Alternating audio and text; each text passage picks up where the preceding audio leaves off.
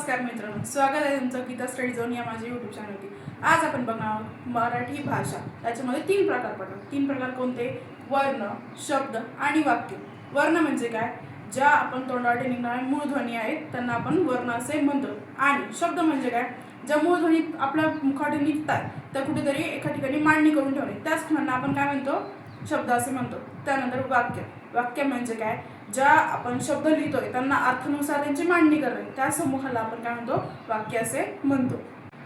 वर्णमाला। वर्णमालामध्ये 52 वर्ण पडतात। त्यामध्ये 4 प्रकार पडतात। नंबर 1 स्वर, नंबर 2 स्वरादी, नंबर 3 व्यंजन, नंबर 4 संयुक्त व्यंजन। आता स्वर किती असतात? 14 असतात। ते कोणते कोणते? अ, आ, इ, उ, ऊ, ऋ, लू, ए, आई, ओ, अ आणि औ हे असे 14 स्वर पडतात। त्यानंतर स्वरादी। स्वरादी किती असतात? फक्त आणि फक्त 2। त्यामध्ये काय? एक अनुस्वार असतो आणि एक विसर्ग असतो।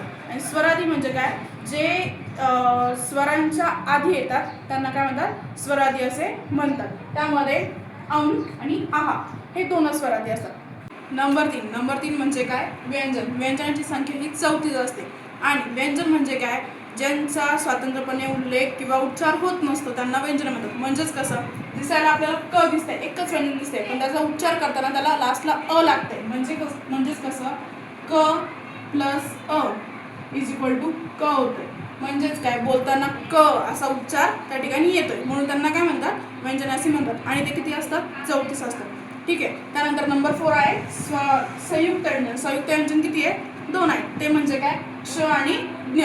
आता हे देखील काय? संयुक्त व्यंजन काय म्हटलं गेलं आहे? कारण याच्यामध्ये 2 व्यंजनांचा समूह आहे। 2 व्यंजन एकत्र आल्यानंतर काय होतं? आपले संयुक्त व्यंजन। तर क्ष कसं तयार होतं? 2 व्यंजने मिळून क्ष तयार होतं। म्हणजेच काय? क प्लस क्ष या 2 व्यंजनांचा एकत्रित येऊन काय झालेलं आहे? आपला क्ष तयार झालाय, म्हणजे संयुक्त व्यंजन झालेलं आहे। त्यानंतर ज्ञ कसं तयार होणार आहे? ज प्लस त्र इज इक्वल टू ज्ञ। म्हणजे काय? संयुक्त व्यंजन कसे बनले आहे? 2 व्यंजनांचा समूहाने संयुक्त व्यंजन बनले आहे। जर व्हिडिओ आवडला असेल तर चॅनलला लाईक आणि सबस्क्राईब करा। त्यानंतर आपण पुढच्या भागात बघणार आहोत वर्णमालाबद्दल एकदम सखोल माहिती।